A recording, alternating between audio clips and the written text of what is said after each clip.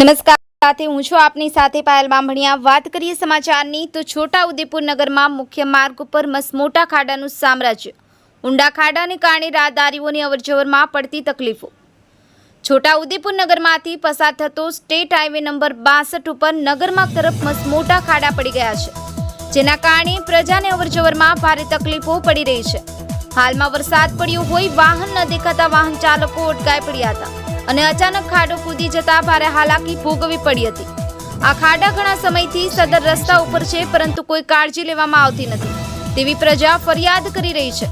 અગાઉ થોડા સમય પહેલા જ તંત્ર દ્વારા રસ્તા પર પડેલા ખાડા પૂરી દેવામાં આવ્યા હતા, પરંતુ હાલ ફરી પરિસ્થિતિ જેવી પહેલા હતી તેવી થઈ ગઈ છે।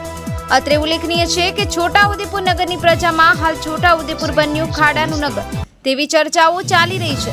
મુખ્ય માર્ગો ઉપર મસમોટા ખાડા પડેલા જોવા મળી રહ્યા છે। ટ્યુશન ક્લાસીસમાં આવતા જતા છોકરાઓ, વાહન ચાલકો તથા અન્ય મોટા વાહનો લઈ અને જતા રાહદારીઓ નગરમાં પડેલા ખાડાને કારણે પરેશાન થઈ ગયા છે।